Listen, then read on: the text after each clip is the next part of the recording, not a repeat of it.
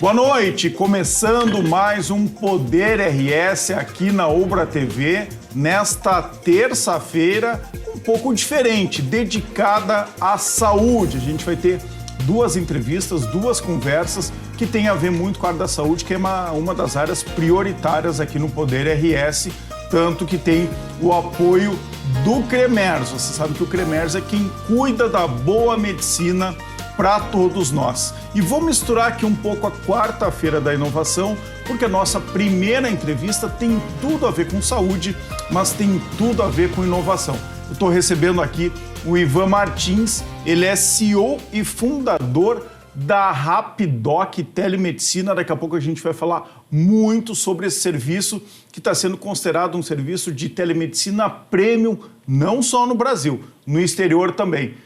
Boa noite, Ivan.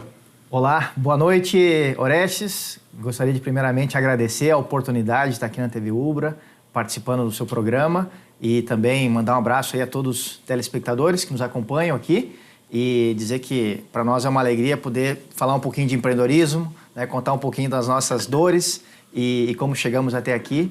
E é uma alegria estar com você hoje aí. A alegria é toda nossa e é isso, a gente vai falar de empreendedorismo, de saúde e de inovação.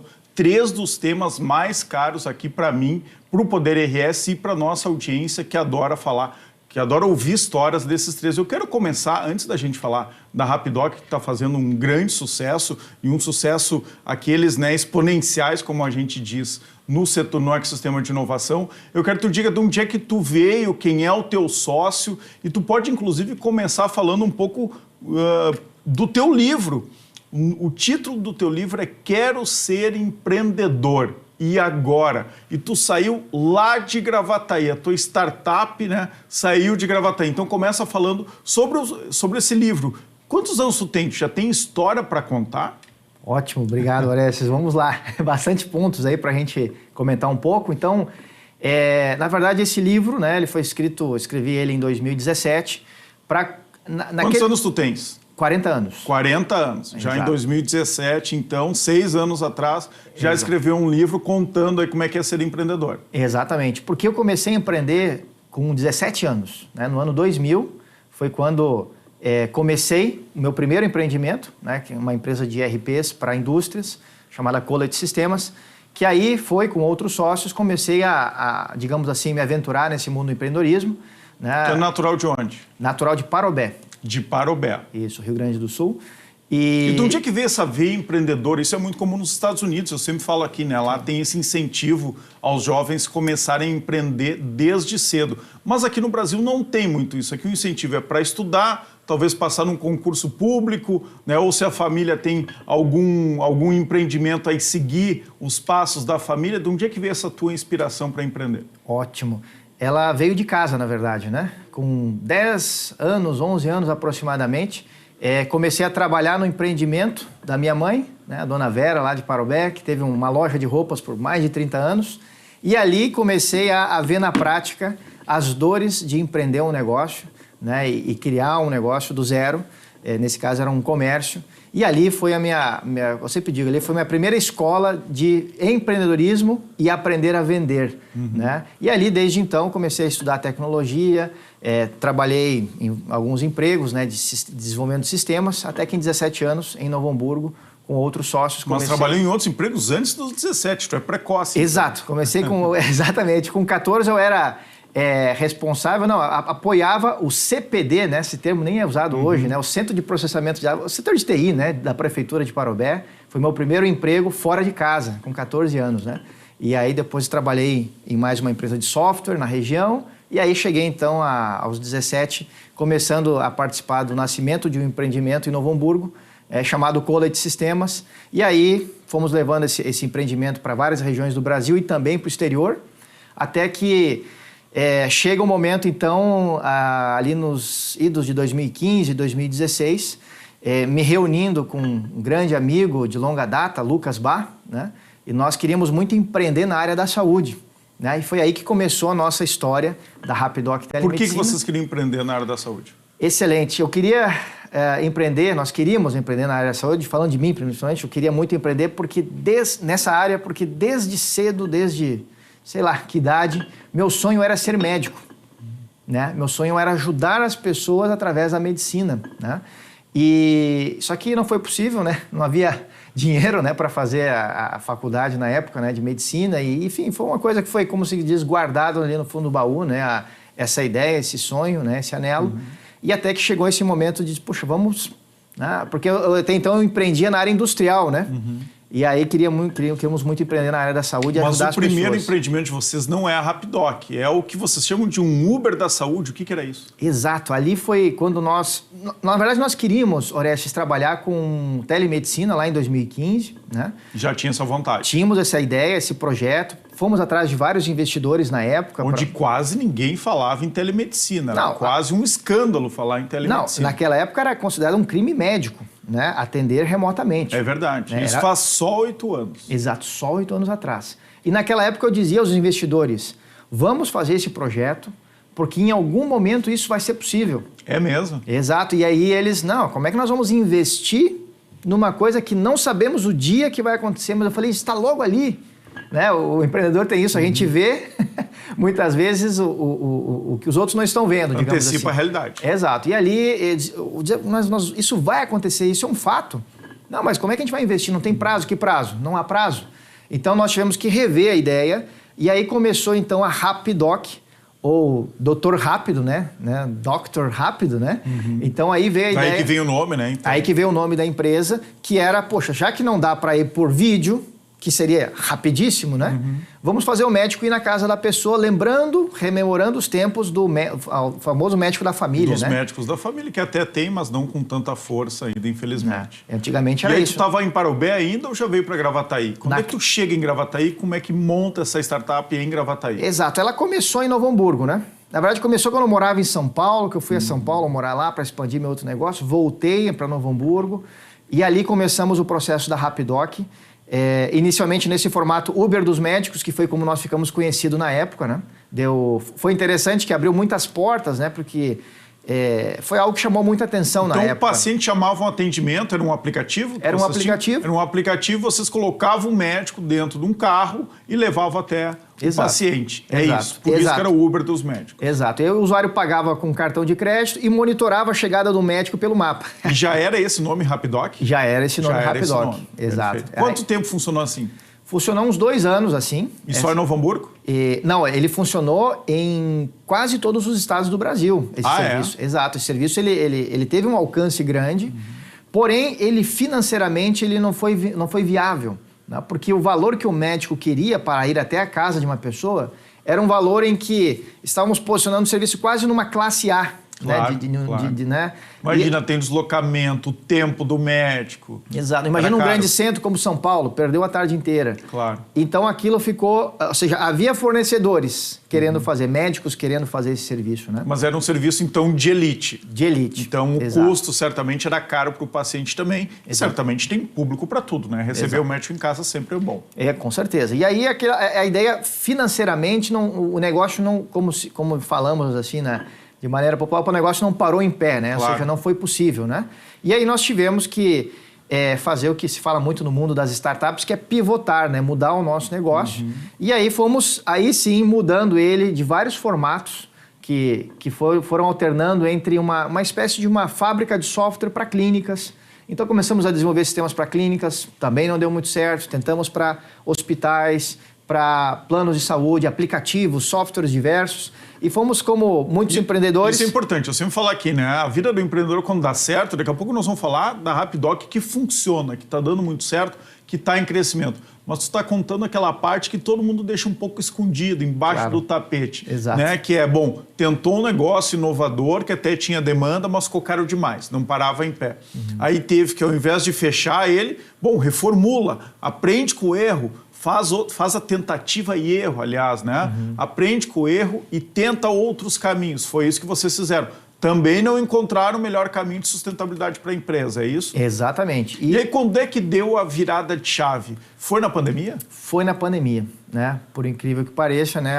Um evento tão triste, né? Para a humanidade, na verdade, como tudo no mundo, né? Situações às vezes difíceis geram oportunidades. E mudou a vida de todo mundo, na verdade. Com certeza. Pro bem, pro mal. Teve gente que, claro, perdeu familiares. Eu perdi gente da minha família, perdi amigos pela Covid, mas mudou a realidade. Aqui, o reitor da Ubra me disse esses dias aqui, nessa mesma mesa aqui do Poder RS, o estudo, né, universitário, a teleeducação, aí não é a telemedicina, mas a teleeducação, né, o estudo à distância, o EAD, ele foi adiantado em 10 anos, em uma década. Isso certamente aconteceu na saúde também? Com certeza, porque imagina, nós estávamos aí, ali no ano do início da pandemia, em 2020, já havia muitos países, inclusive aqui latinos, né, da América do Sul, América Central, já com serviços de telemedicina, e o Brasil ainda era um dos poucos países, na verdade, que isso era proibido, né? Então, a pandemia, ou a permissão da teleconsulta,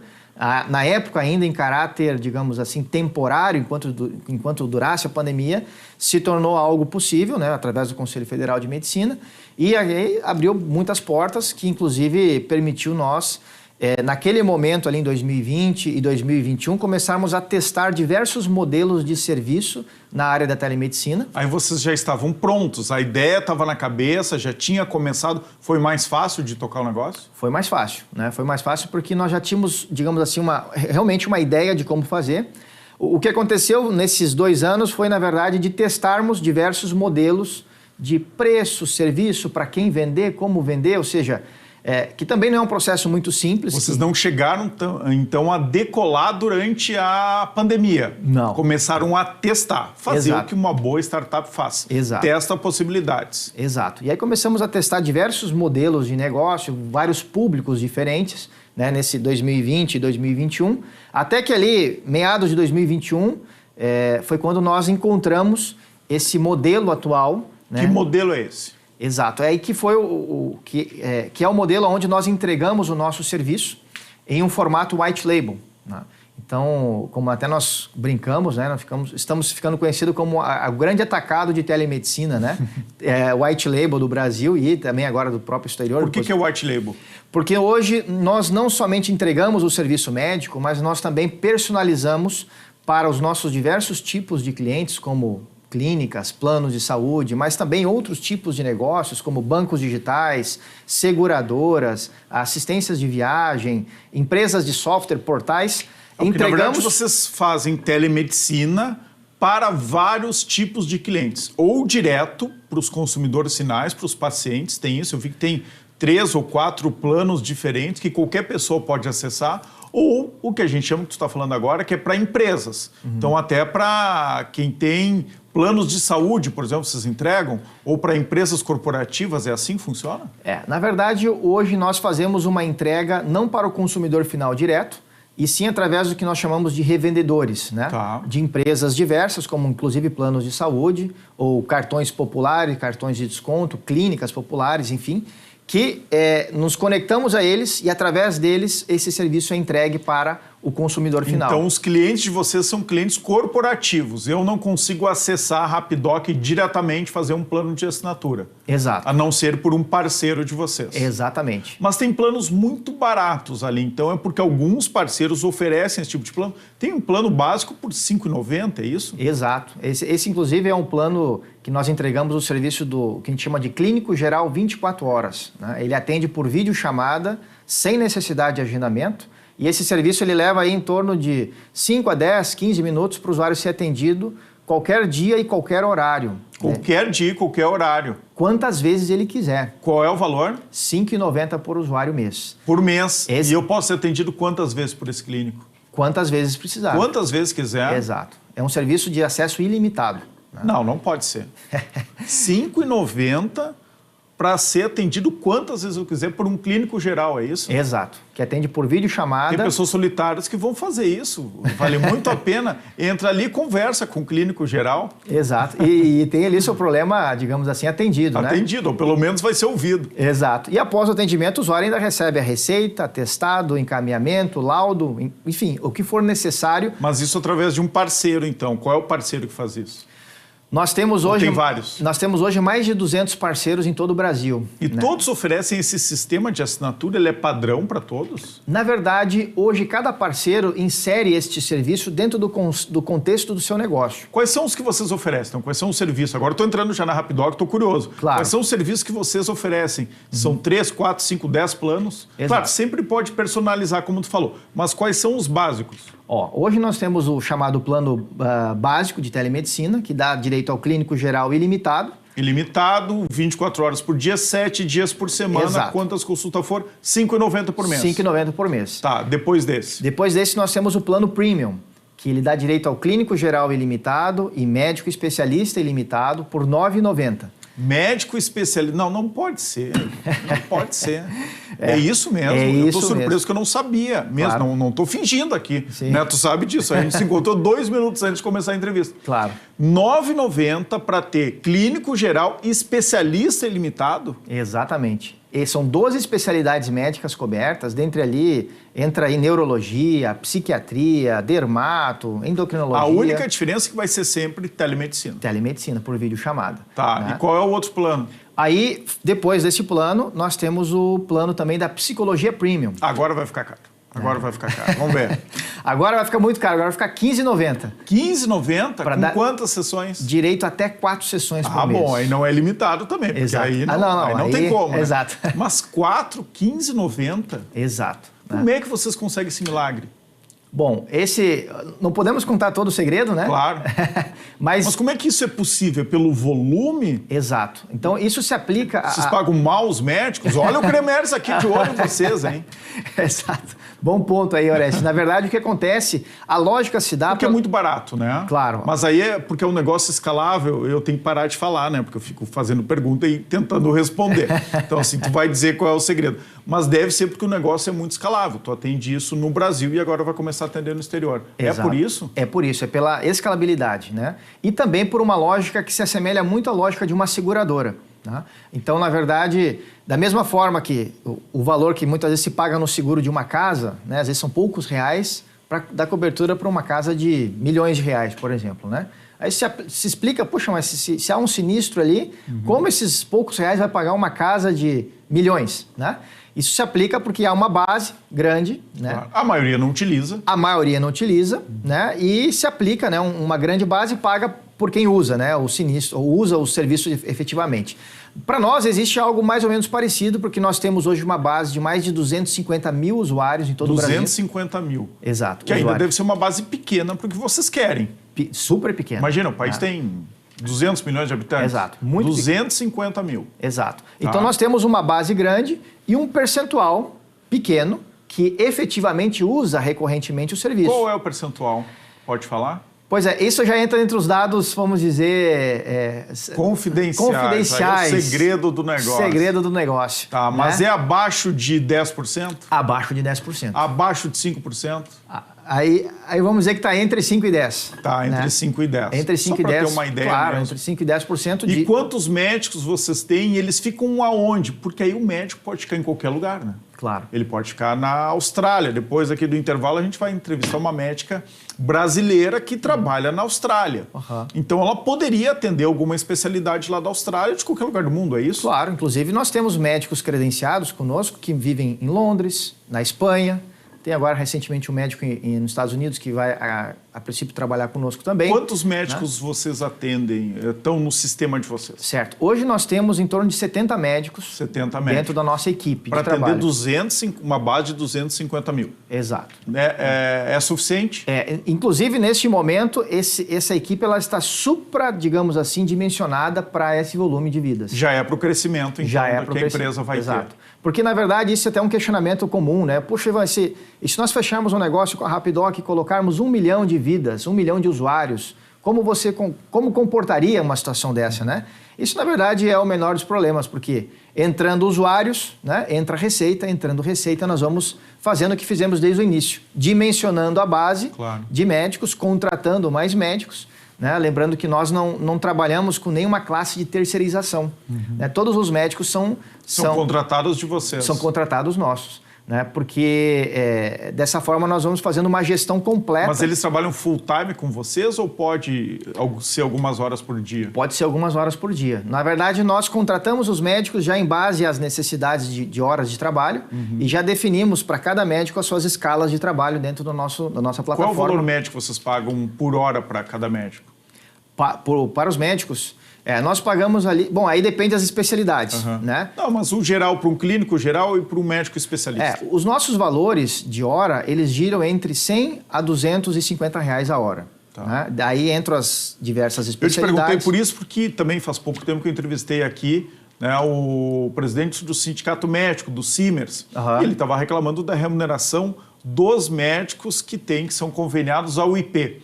Que uma hora de um especialista é 30, 40 reais, não é mais do que 50 reais. De um clínico é 18, 20 reais. Claro. Então os médicos são sim bem remunerados na Rapidoc. Claro, não, com certeza. A gente busca, dentro das nossas possibilidades, é claro, prestar a melhor remuneração possível. E qual é o retorno dos usuários?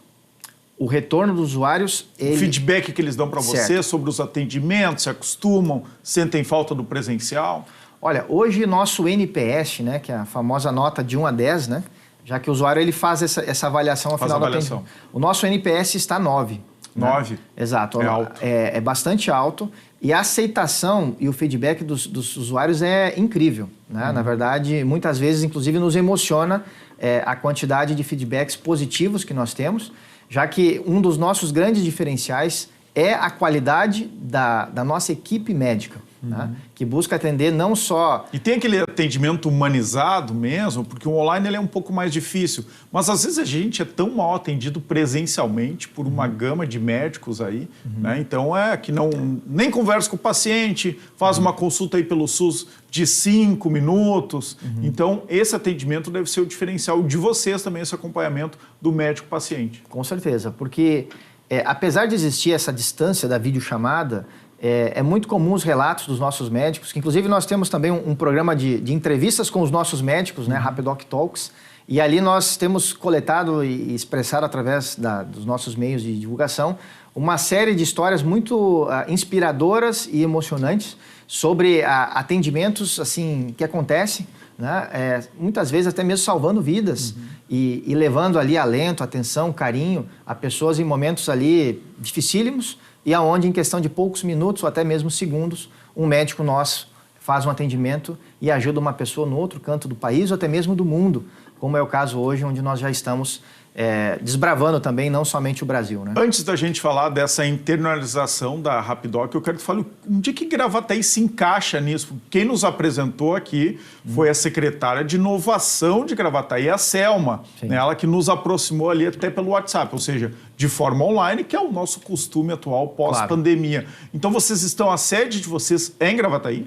Nós temos hoje uma sede no Instituto Caldeira, em Porto Alegre. Certo. Né? E estamos agora montando uma sede também na cidade de Gravataí, né? Que é onde eu moro. Né? Sim. Eu moro em Gravataí. Na verdade, me mudei, né, para Gravataí em virtude de uma recolocação profissional da minha esposa, né, trabalhando numa indústria lá na cidade de Gravataí. E aí nos mudamos para lá, né, para, enfim, ficar mais fácil a logística familiar. E aí começamos a buscar, digamos assim, gerar um time de trabalho naquela proximidade, até para facilitar toda a questão logística, né? Claro. E até porque tem um ambiente de inovação bem importante agora no município de Gravataí, muito incentivado, né, pelo prefeito Safalão e pela secretária Thelma. Então faz sentido estar nesse polo criativo e de inovação de Gravataí para vocês. Com certeza, até porque Gravataí está agora investindo muito nas startups, abrindo os espaços e criando condições de desenvolvimento do empreendedorismo lá em Gravataí. Então, para nós, faz todo sentido termos um escritório e estarmos lá, né?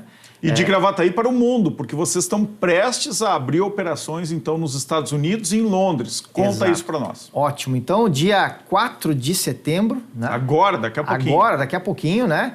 Estarei lá, né, em Miami para fazer o lançamento oficial da Rapidoc USA, que é a nossa primeira operação internacional, né, com o intuito de dar cobertura médica a brasileiros que vivam ou que estejam em viagem nos Estados Unidos. É dedicado a brasileiros, então. Essa primeira versão de nossa operação será dedicada a brasileiros. Né? Como nós vamos fazer isso? Né? Nós vamos, através de um time médico radicado lá, nos Estados Unidos. Nós vamos permitir com que o usuário, após um atendimento por videochamada, tenha condições de ter a sua receita médica validada, inserida no registro, no sistema americano, para que ele possa comprar medicamentos lá em qualquer farmácia nos Estados Unidos, com toda a facilidade como nós temos aqui hoje no Brasil. Isso é importante, né? Dar sequência no tratamento. Em Londres, quando vai ser? Em Londres, a previsão é ser no próximo... entre setembro e outubro será o lançamento em Londres. Depois dos Estados Unidos, vai para Londres. Para Londres, para fazer o lançamento lá. Né? E aí já outros países aí que estamos já começando a avisar, né? Onde há comunidades brasileiras, para fazer o mesmo que nós vamos fazer nos Estados Unidos e Londres e em outros países do mundo, né? E aí vem ano que vem, onde nós estamos já mirando o próximo passo, que é ter uma equipe médica operando em um dos países latinos, para ter o idioma espanhol, né, 24 horas também, para com o idioma espanhol nós podermos também chegar aos Estados Unidos, aos 45 milhões de latinos que lá vivem, mas também em outros países Toda a América Latina. Aí toda a América Latina, né? Então esse vai ser vamos dizer, o 2.0, né, como se diz. Vou te conectar com a doutora Renata Burtê, que depois do intervalo aqui a gente vai exibir uma entrevista que eu gravei com ela, que é gaúcha, lá de Santo Anjo, da minha terra, e que está na Austrália agora. Olha e ela só. está lá integrada ao sistema australiano de atendimento à saúde, mas ela diz que atende muitos brasileiros, porque geralmente tem isso, né? Quem está fora gosta de ser atendido na sua língua nativa. Com Como é que certeza. funciona aqui os medicamentos? Então, depois que recebe a receita, exames e medicamentos, aí o paciente tem que dar conta por si próprio, é isso? Claro. Nesse momento atual, sim, né? Aí nós contamos com os nossos parceiros locais e regionais em cada região do Brasil para fornecer descontos em medicamentos através de parcerias e também exames. De exames, né? que sempre é um gargalo aí na área da saúde. Que é um gargalo, né? Então, no futuro, deve ter alguma parceria mais forte em relação Sim. a exames, principalmente? Exato. Estamos também já trabalhando com alguns projetos para entrar nessa área de medicamentos e exames e também darmos um grande salto, já que toda consulta médica ele acaba virando, né? Ou medicamentos ou exames, né? Qual é o futuro da Rapidoc? O que tu enxerga para nós terminar aqui a nossa entrevista ou deixar como dica aqui o teu livro, Quero Ser Empreendedor. E agora, onde é que encontra esse livro? Esse livro está disponível na Amazon, né? Certo. E, se não me engano, no Clube da Leitura. Mas a Amazon, com certeza... A Amazon é fácil de encontrar. É fácil de encontrar o livro. Ivan, Ivan Martins, CEO e fundador da Rapidoc. O que tu enxerga aí para os próximos anos? Onde é que vocês querem chegar? Olha, o sonho é grande, tá? O sonho é grande, mas de maneira... Tem que sonhar grande, senão não alcança. Custo mesmo que sonhar pequeno, né? Dizem alguns grandes empreendedores. A gente só alcança o que a gente sonha. Exato. A nossa ideia, na verdade, é, daqui a alguns anos, realmente contribuirmos para a saúde e o acesso a médico de toda a população do planeta, né? Permitindo que isso, não só aqui no Brasil, mas no mundo inteiro, seja possível as pessoas terem acesso ao que nós hoje estamos entregando. Um acesso humanizado, rápido, eficiente e de baixíssimo custo. E barato. Isso. Barato, então, exato. olha só, de R$ 5,90 até R$ 15,90, os 3 planos básicos aqui de atendimento pela Rapidoc. Quem quiser mais informações, pode deixar o Instagram. Perfeito, né? O Instagram nosso é Rapidoc Brasil. Rapidoc, né? Brasil, super fácil, @Rapidoc Brasil. Exato. Acessa o Instagram e lá consegue chegar aos planos de vocês, é isso? Exatamente, né? E aí também aquele consumidor final pode, através da Rapidoc, descobrir os canais, né? Em cada região onde é o mais indicado para buscar digamos assim, o acesso ao serviço, né? Perfeito. Ivan Martins, CEO e fundador da Rapidoc, obrigado pela tua presença aqui no Poder RS. Parabéns pelo trabalho e conte sempre com esse espaço aqui de inovação e de empreendedorismo. Muito obrigado, Orestes. Obrigado aí a todos os telespectadores da TV Ubra e do Poder RS. É uma alegria, uma honra estar aqui com vocês e sempre às ordens aí para a gente falar um pouco sobre empreendedorismo e inovação. Perfeito. Agora, pessoal, a gente vai para um rapidíssimo intervalo e já retornamos com uma entrevista também na área da saúde, uma santo-angelense, uma gaúcha que trabalhou aqui, trabalhou no SUS, aqui em Cachoeirinha e agora está lá do outro lado do mundo, está na Austrália, também atendendo pacientes. Ela vai contar um pouco dessa história do Brasil, do Rio Grande do Sul, para a Austrália. Já voltamos.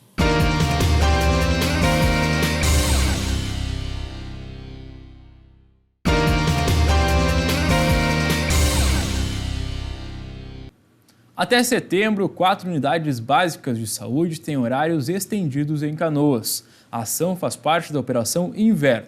As unidades Caique, Mato Grande, União e Nova Niterói atendem de segunda a sexta-feira, das 7 horas da manhã às 9 horas da noite e também aos sábados, das 8 da manhã até às 5 horas da tarde.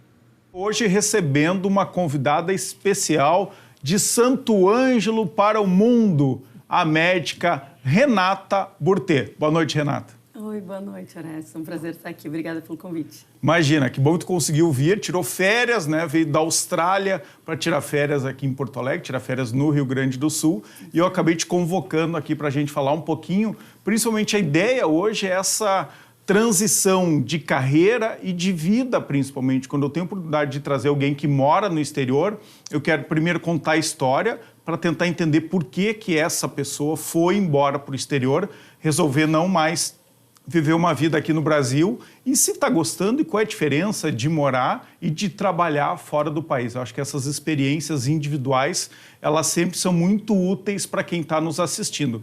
Então, eu sempre começo também aqui com uma pergunta básica. Conta um pouco quem é a Renata Burtê, que se tornou médica, mas antes disso, né? Quantos irmãos? Como é que é a tua família? Tua família te influenciou na escolha da tua carreira? Fala um pouquinho da Renata. Renata por Renata, pode ser? Tá bom. Então, tá bom. Então, meu nome é Renata Burtê, eu tenho 43 anos, sou natural de Santo Ângelo, que nem o nosso apresentador. A melhor cidade do mundo, melhor né? Cidade, capital das missões. É. Venho de uma família de médicos, né? Nós somos 3 irmãos. Meus pais não são médicos, mas meu avô era médico, tios, bisavô. Então, cresci com muitos médicos na família, e então já teve esse estímulo desde pequena para trabalhar na área da medicina. Mas era o teu sonho ser médica ou tu acabou sendo influenciado e não teve muita escolha? Teve a influência da família, com certeza. Com 3 anos eu já dizia que eu ia ser médica e nas horas vagas ia ser tenista e manequim. Então teve uma influência com 3 anos de idade, a gente não decide, né? Acabou sendo quase tudo, né? Depois a gente vai falar um pouco sobre isso. Um pouquinho, né? E aí, claro que ao longo eu fui vendo que eu gostava, entrei na faculdade e adorei. E uma das coisas que eu mais gosto de ser médica, e eu acho que me levou a seguir e gostar da minha carreira, é que eu queria ser médica para ajudar as pessoas. Era isso que era o meu intuito. E eu acho que eu consigo isso um pouquinho todos os dias. E tenho projetos novos agora para conseguir ajudar ainda mais pessoas. Eu acho que é isso que me dá o grande retorno na minha profissão, que me mantém alegre e feliz de fazer o que eu faço. Bom, depois de estudar lá em Santo Ângelo, a gente se conheceu. Tu também foi modelo por um tempo, né? Não se tornou tenista, mas joga beach tênis, né? Pelo que eu te acompanho. Então, joga tênis também. E a gente se conheceu quando tu foi, acho que, rainha ou princesa da Fenamilho? Tu chegou a ser princesa da Fenamilho, isso? Não, na verdade, tinha uma época que tinha o concurso da Fenamilho e eu acabei não entrando para participar. Eu fui garota verão de Santo Ângelo. Garota verão de Santo Ângelo. Eu sabia que tinha algum título de beleza lá em Santo Ângelo. Né? Eu participava, eu era jurado desses concursos, trabalhava na imprensa durante um bom tempo, acho que eu fui jurado no teu concurso, inclusive. Mas aí tu saiu de Santo Ângelo e veio estudar, passou num curso de medicina super concorrido, que é a da Universidade Federal, da URGS. Se formou médica. E aí, qual foi a tua primeira experiência profissional? Então, logo que eu me formei, a minha ideia era de fazer dermatologia. Eu, enquanto estudava, comecei a trabalhar como clínica geral. E também resolvi que, ao mesmo tempo, gostaria de começar a formar uma família. Então, e aí, não passei na primeira prova de residência, mas resolvi começar a família, engravidei. E deixei esse plano de dermatologia por um lado, né? De lado por um tempo. Mas aí foram mudando as minhas ideias e eu, trabalhando como clínica, comecei a gostar. E houve a oportunidade de eu começar a trabalhar como médica de família, em Cachoeirinha, num posto de saúde. E eu resolvi experimentar, né? Porque eu gosto muito de pessoas, gosto de conversar, gosto de ouvir.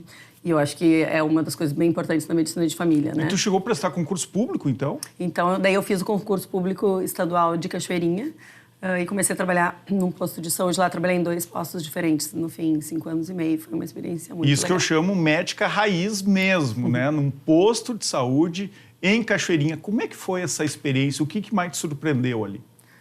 Foi uma experiência sensacional, assim, que é isso que tu falou. Eu vinha do Hospital de Clínicas, que é um hospital com muito recurso, apesar de ser um hospital do SUS, tem bastante recurso em termos de atendimento, paciente de exames. E aí, Tua residência foi no Clínicas? A minha faculdade foi no A Clínicas. faculdade foi no Clínicas. Quando eu comecei a trabalhar como médico de família, aí eu fiz depois uma prova de título de especialista, que a gente chama.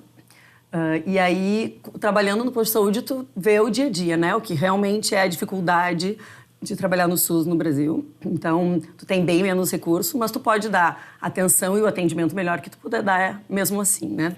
E eu adorei isso, porque é tão gratificante tu poder sentar e ouvir uma pessoa que o que ela só precisa ali, às vezes, é ser ouvida, né? Nem todo paciente precisa de medicamento, nem todo precisa de exame, a maioria não precisa. E hoje em dia eu acho que a medicina está muito medicalizada e muito exame, investigação. E às vezes a pessoa precisa do teu tempo, né? Para te ouvir o que é e ver qual é a raiz do problema. E eu aprendi muito trabalhando no posto. Mas tu era aquela médica do SUS que atende rapidinho, 5, 10 minutos, ou a que faz uma consulta normal de 20, 30 minutos? Então, fala a verdade. Então, eu adoro falar, né? E gosto bastante de ouvir também. Então, as minhas consultas sempre foram longas. E o que foi mais legal foi isso, assim, eu consegui trazer, né, para essas comunidades que eu atendi no SUS, em Cachoeirinha, um atendimento privado no público, né? Eu dava o atendimento o tempo necessário que eles precisavam. Minhas consultas eram todas de 20 a 30 minutos. Eu fazia pré-natal, atendia criança, idoso, todas as idades. Mas as pessoas saíam da consulta já melhores, parecia. Porque só pelo tempo, né, que eu tinha despendido ali para ouvir, eles, já alguns problemas a gente já conseguia resolver só na Mas conversa. o que elas falavam? Desabafavam um pouco? Era quase como uma consulta psicológica. A medicina em geral e a medicina de família em específico, porque como o paciente chega pra gente com...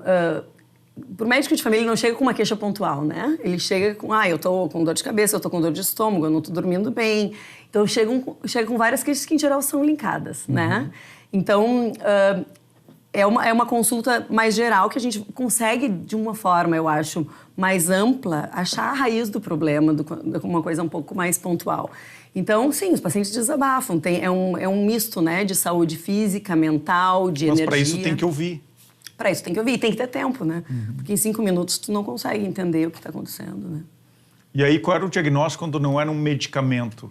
É mudança de hábitos de vida? O que acabava saindo dali? Então, na população que eu atendi, que era uma população mais humilde, né? Mais carente. Mais carente aqui no Brasil. Ela é uma população um pouco diferente da que eu atendo hoje em dia, né? Mas tinha muito isso, assim, de problemas na família, né? De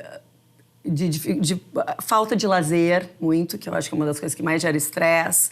O pessoal trabalhava bastante, tinha dificuldade financeira. E aí tudo isso também gera doença, né? Que eu percebo, assim, é que uma coisa que eu não conseguia, claro, atingir muito, a gente conseguia ajudar. Vamos melhorar a atividade física, muita coisa de lifestyle, né? De saúde, bem-estar em geral, que tinha que ser mudada. E que isso a gente conseguiria, em alguns casos, mudar, como aumentar a atividade física, ajudar um pouco na alimentação.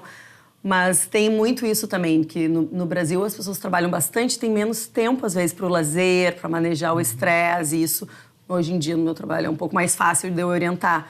Mas, sim, são coisas que tu consegue sem medicamento, né? Mas com orientação de saúde também. Bom, mas aí tu estava ali, uma médica concursada na prefeitura de Cachoeirinha, atendendo uma população carente aqui da região metropolitana de Porto Alegre, durante mais de 5 anos, 5 anos e meio. Como é que tu acabou resolvendo ir para a Austrália? Conta essa história para nós. Então, eu morei na Austrália em 2004 por 1 ano. Na época eu fui estudar inglês e fiz um curso de dermatologia lá. E me apaixonei pelo país, lá é difícil não se apaixonar. E pela qualidade de vida, pela segurança, pelos australianos em geral.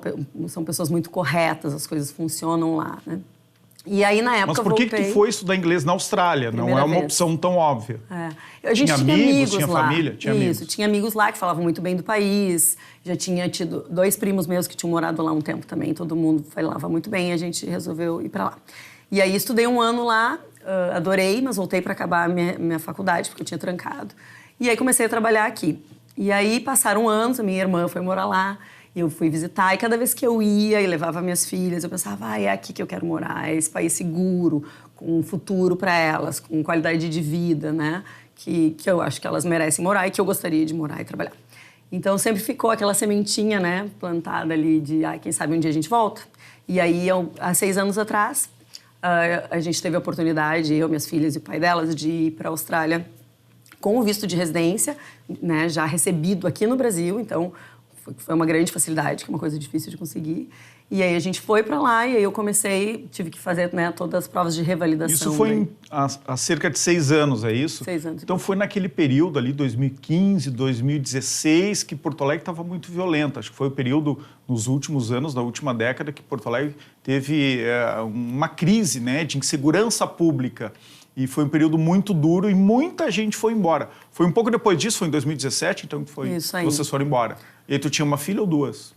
Eu tinha 2 filhas. Já tinha 2 filhas. Então também foi pensando nisso, nessa insegurança do Brasil e uma grande oportunidade de ir já com visa, né? Com o visto para trabalhar na Austrália. Esse foi o... E aí tu largou o concurso em Cachoeirinha? Sim, daí eu tive que abandonar o concurso aqui. E aí vendemos nossa casa aqui e fomos para Mudaram de vida mesmo. Completamente. De mala, começar cuia do zero. E filhas. Começando do zero. Meus primeiros anos morando em outro país são bem difíceis. E eu sempre digo para quem quer morar fora um dia, né, já que estamos falando disso, que tem que ir com muita humildade, pensando que vai começar do zero, né? Não é uma coisa que a gente consegue chegar. Algumas pessoas têm a facilidade de, felizmente, chegar e começar a trabalhar na sua área, mas não é a maioria, né? Mas enquanto tu fazia essas provas, então, de revalidação do teu diploma de médica aqui do Brasil, tu chegou a trabalhar em outras funções lá? Sim, sim. Então, logo que eu comecei, como a validação leva tempo, algumas pessoas levam 5 anos para revalidar.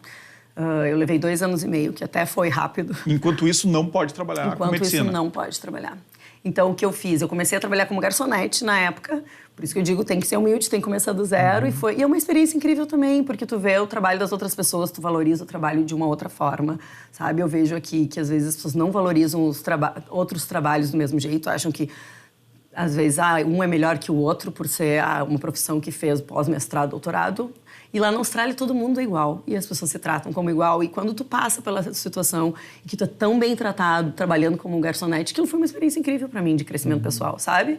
E eu sempre tratei bem, eu acho, as pessoas de todas as áreas, mas te faz colocar no lugar das outras pessoas e dizer por que no Brasil as pessoas não se tratam como iguais. Mas fale mais né? sobre isso. Por que todo mundo é igual lá? O que tem de diferente no Brasil? Eu acho que tem Fora respeito, né? Primeiro. Por todas as profissões, porque não interessa se tu estudou ou se o teu trabalho é mais pesado do que o meu. Porque tem pessoas que ganham bem porque o trabalho é mais pesado e o meu é sentada, apesar de ser intelectual, por que eu tenho que ganhar muito mais?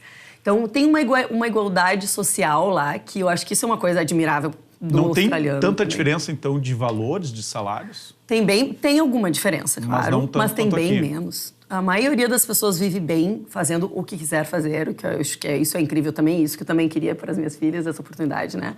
Então, tu pode ter pós-mestrado, doutorado e, claro, ganhar super bem, ou ter uma empresa incrível e ganhar super bem.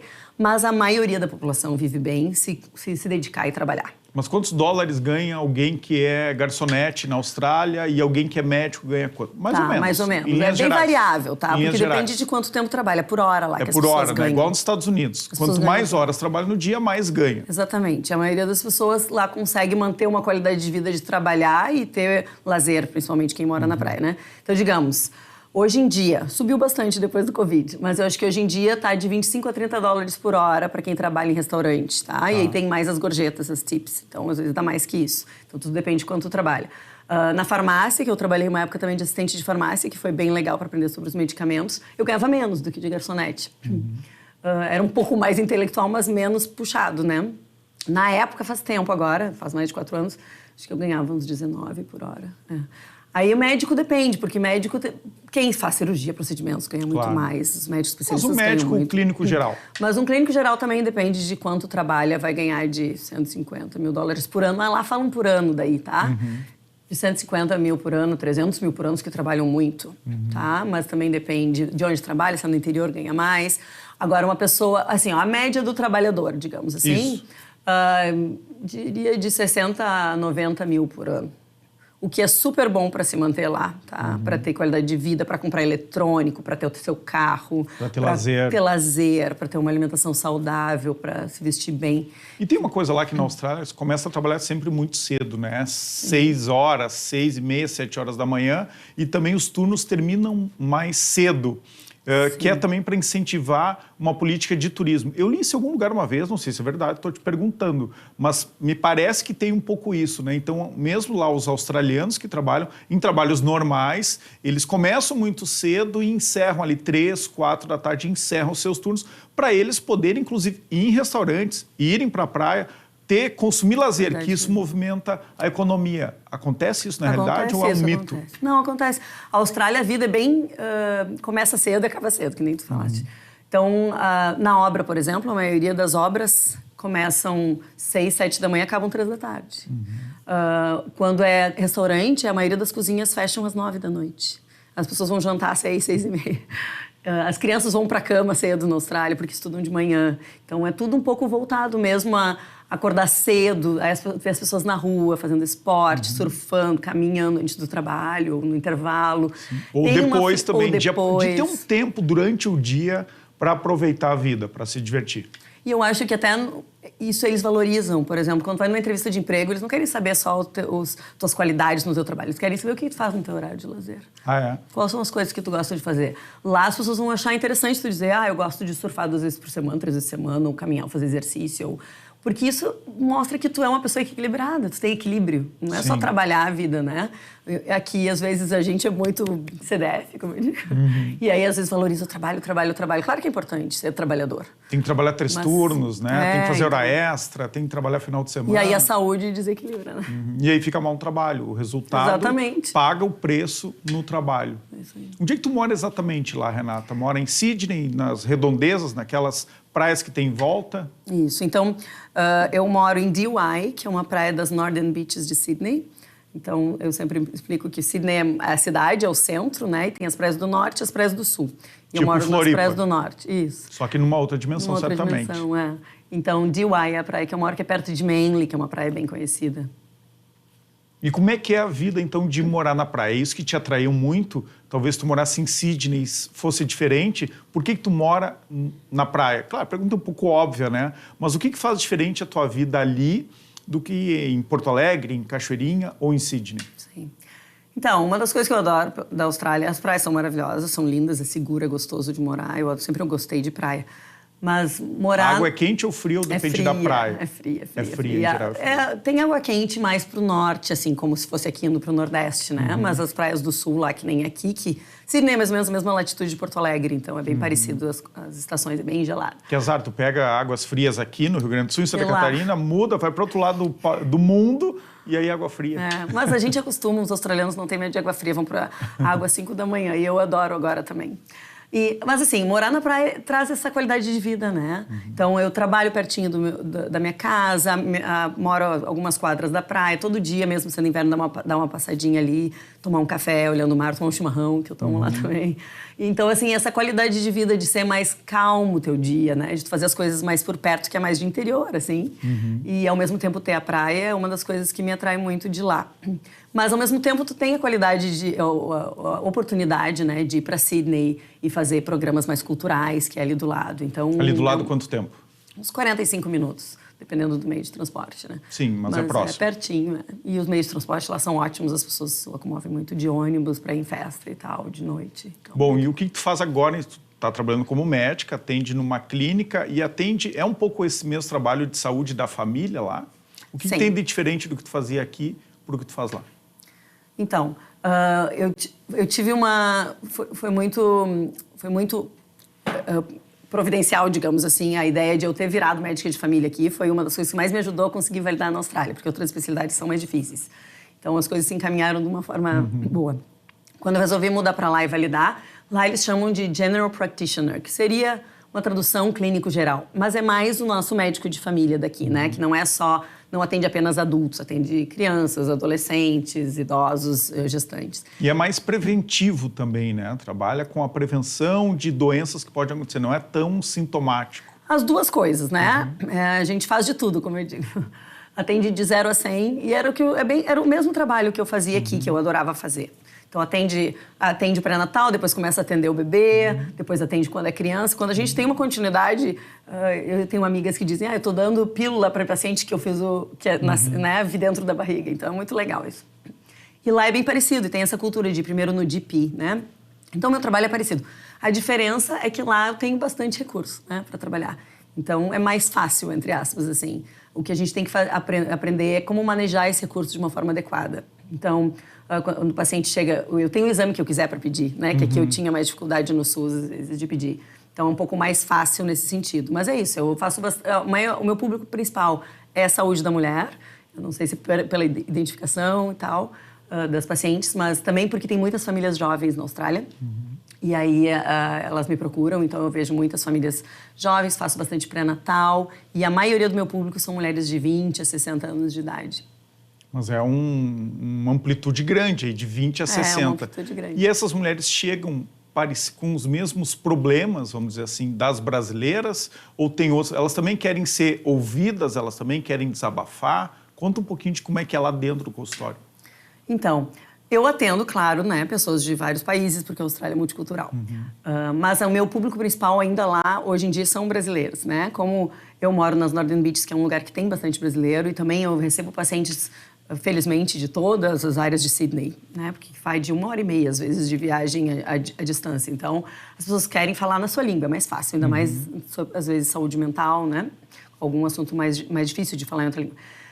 E a maioria das pessoas, eu percebo, nesses 16 anos de formado, a maioria das pessoas chegam com a queixa de que estão cansadas. Claro que tem várias queixas no consultório médico, mas eu acho que é uma das queixas mais ouvidas por mim. E sim, todas as pessoas querem ser ouvidas, querem atenção. As brasileiras, as australianas, as pacientes de outros países. Com mais ou menos grana. Não interessa, todo mundo quer atenção, né? E eu acho que como eu gosto de ouvir, de atenção, eu acho que é importante para o meu trabalho, que eu não consigo diagnosticar algo muito rápido, e eu gosto de dar atenção, eu acho que as pessoas se identificam. Então, mas em termos gerais, assim, a queixa mais comum seria cansaço. E a segunda queixa mais comum, que as pacientes me trazem bastante, é a diminuição de libido. E aí, que depende, independente da idade também. Cansaço e diminuição da libido. E parece que uma coisa tem a ver com a outra. E aí tem a ver com o teu novo projeto, que tu está começando e vai começar em breve? Então... Que projeto é esse? Dá para contar já? Dá para contar. Sim, é um projeto que está engatinhando, que eu estou muito feliz em relação a isso, porque, né, como eu falei, eu acho que eu me tornei médica para ajudar as pessoas, e eu sinto que no consultório, no dia a dia, às vezes naqueles minutinhos que a gente tem ali de consulta, não dá tempo de falar tudo que a gente quer, né, e ajudar a pessoa na amplitude que eu gostaria. Então, eu estou criando um projeto online, e que então eu vou poder, além de atingir pessoas brasileiras ou que falam em português no mundo inteiro, no Brasil, na Austrália, em outros países, poder ajudar, né, essas pessoas também fora do consultório a aumentar a sua energia, seus níveis de energia e a recuperar a sua libido. Que eu acho que são das duas coisas que eu mais escuto das minhas pacientes e eu gostaria de ajudar mais. Então, esse projeto vai ser criado para essas pessoas terem acesso a mim, né, online, provavelmente primeiro com uma entrevista que a gente vai conversar para identificar qual é o problema. E aí, depois, vai ter um curso e a pessoa vai ter acesso a essa mentoria, digamos assim. Então é quase como se fosse uma consulta online, mas é mais parecido com uma mentoria mesmo, que tu falou.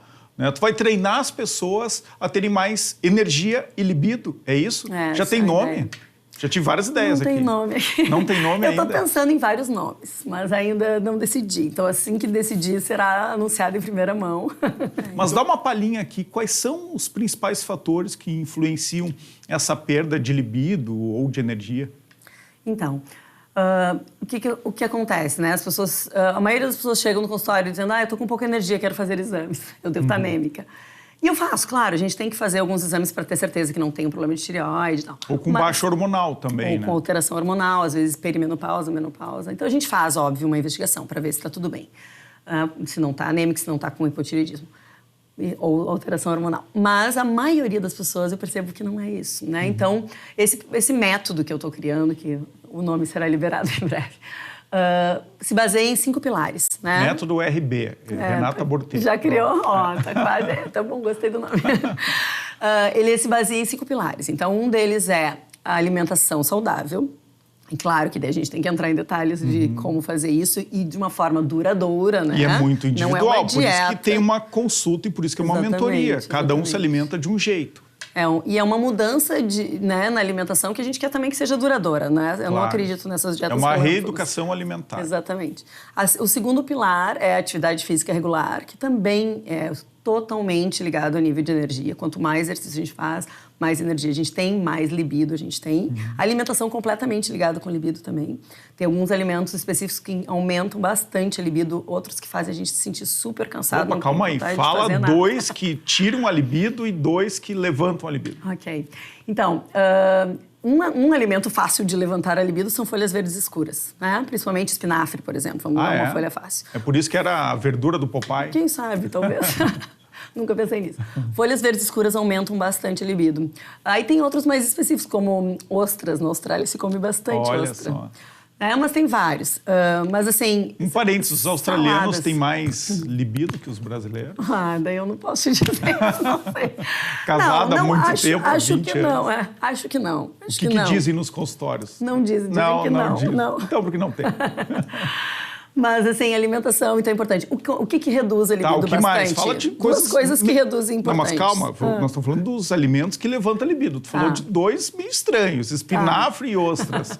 Fala de algumas coisas legais para... Tá, então assim, a base da alimentação saudável tem tudo a ver com a libido também e com a energia, tá? Então, assim, claro, tem alguns específicos ainda que estão sendo estudados, mas em termos gerais, quando a gente come uma alimentação mais saudável, por exemplo, com proteína, com carboidratos integrais, né, com carnes brancas, proteínas brancas, com grãos, com bastante salada, com frutas, a gente vai se sentir mais leve. Sem carne vermelha, que pesa muito, e sem farinha branca em geral, pães, massas brancas, é isso. Então, evitar. O que pesa e deixa a gente cansado, com menos energia e libido, é açúcar e gordura, principalmente, né? Certo. Então, essas duas coisas que são os vilões, não é que a gente não possa nunca comer, porque o ideal é a gente evitar. Comer um costelão 12 horas no domingo, coisa boa, mas assim, pra libido, só vai dormir, né?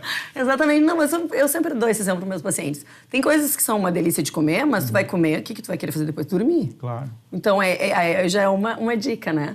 Mas no dia a dia, se a gente puder aumentar esses alimentos que nos deixam leve, que nos trazem saúde, que nos trazem energia, a gente consegue ajudar na libido também, né? Mas vamos lá, nós estamos falando dos 5 pilares. Alimentação saudável, exercício regular, atividade física. Que o ideal seria 5 dias por semana, mas se a pessoa conseguir começar com 3 dias por semana, já ajuda. Quanto mais, melhor, eu sempre digo. Vamos lá, qual é o terceiro? Então, o terceiro pilar é um sono reparador. Né? Isso é importante. A gente sabe que o sono relaciona muitas doenças crônicas e totalmente a energia e também a libido. Se sabe que 1 hora de sono a mais por dia aumenta a libido, já tem estudos dizendo isso. Ah, é? Né? E quantas energia, horas então, as pessoas precisam? O homem precisa mais do que a mulher? Como é que tem isso? É um pouco Tem variável, muita gente que diz, e se vangloria, eu durmo só 4 horas por dia, não precisa. Né? Isso é bom, é ruim? Então, o que é o normal?